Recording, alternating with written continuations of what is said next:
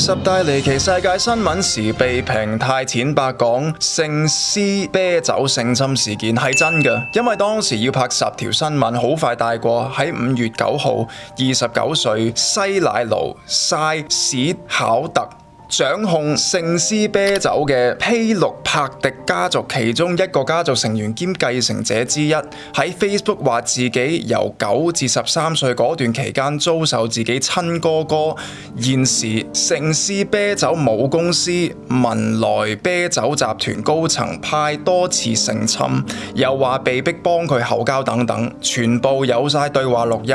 而第一次電話錄到嗰段佢喊晒嘅片嘅時候，感到確實係震驚，而網上面嘅人亦都一樣，因為可能2個字啦，豪門。現時翻去睇嗰條我拍嘅片，的確係好表面，即係當時我未聽佢哋2個兄弟之間嘅錄音啦，而其實最初個 Facebook 片都完全冇睇過，但好多嘅泰國人係將放喺西拉魯 Merman Facebook account 上邊嘅嗰2分30秒嘅影片睇晒。最初我以為係直播嗰啲1-2小時泰文直播呢，所以先冇睇，只係睇簡介。但好多泰國人就唔同，追得十分之貼。點解？根據 Forbes 披錄帕迪家族係泰國第15位最有錢嘅家族，所以你可以 expect 好多新聞。咁你任何民族、任何國家都好，當地豪門出事都比較多人會想食花生。但我又諗到好多年前喺工作場合，同一個較年長嘅泰國女士曾經對話，佢同我講泰國嗱，呢個係佢講㗎，會有唔同身份嘅泰國人係用佢哋嘅皮膚嘅黑白程度作為量度，真係好似美國咁樣咯，但係同一個種族喎。但根據佢當年同我講白色同埋黑色皮膚係對貧富嘅一個分界線，白就係有錢靚嘅泰國人，黑就係比較勞動階層嘅泰國人。對於呢一個聖詩事件以及豪門家族對比現時泰國網民尤其是係佢哋本地討論區，我之後會講兩極反應，係可能睇到呢一個嘅黑白對比。多位名人明星支持阿哥啦，對比大眾比較相信細佬。哥哥原本就位高權重，老婆又係明星，職位係高層。弟弟就兩袖清風，但顯然係有一方喺度講緊大話。對比唔同階層看待呢一件事，就係我哋今日拍呢一條片嘅第一大原因。第二原因我之後再講。You know the part that I left out in that story? Do you know the one I'm talking about? Is what you did to me.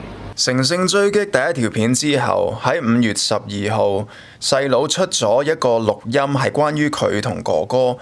其實係某程度上認咗當年係有一啲奇奇怪怪嘅事情。What you did to me การที่เข้ามาแบบ forcing me to give you a blowjob, sneaking in when Mina is in the shower and everything หลายๆครั้ง over the years when you were like I don't know 14 or 16 That was just that pie that affected me. Okay. 個哥直情話 OK 啊，咁其實係咪就係話已經認咗呢件事，唔需要去查？因為阿派佢阿哥出咗一個道歉兼辭去職務嘅信，但重點就係話想搞清楚件事，而並冇正式承認做過任何性侵行為。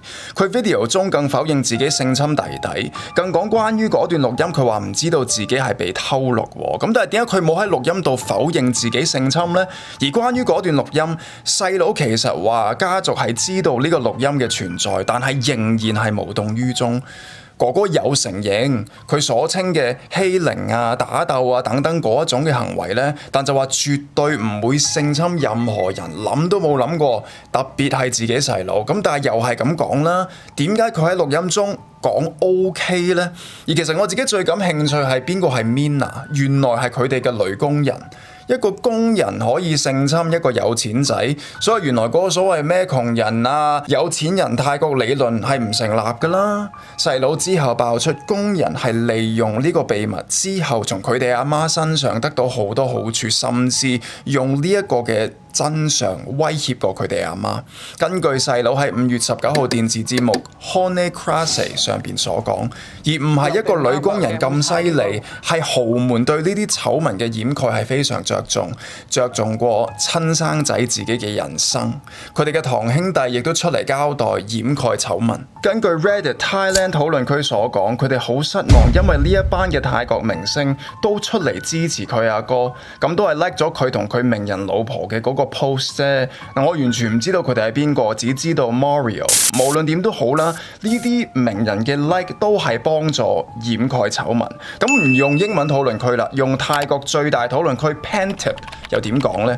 叫 Thai Spanish 嘅平民泰國網友所講，令人沮喪係父母嗰一代，尤其好似我屋企一樣嘅富裕家庭，應該更懂得教育兒子。我係有特立視症嘅特殊需要人士，而係家入邊嘅代罪羔羊。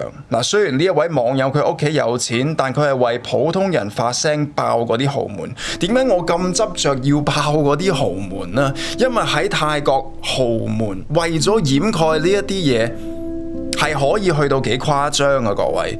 Vora Youth Uvinha 事件係2012年 Red Bull 創辦人個孫 Vora Youth Uvitha 喺曼谷揸住佢架法拉利嘅時候撞死咗個警察 Wichian Klansparser。據說當時佢係拖咗警察嘅屍體一段距離先至揸走。之後陸續嘅幾年 Vora Youth 因各種因由無法出庭，有時就話 business trip， 有時就話自己身在海外，導致最後要告佢嘅幾項罪名都 expire 咗，去到2020年，最後要告佢嗰個罪項都撤銷埋，令到泰國普通人民當時天怒人怨。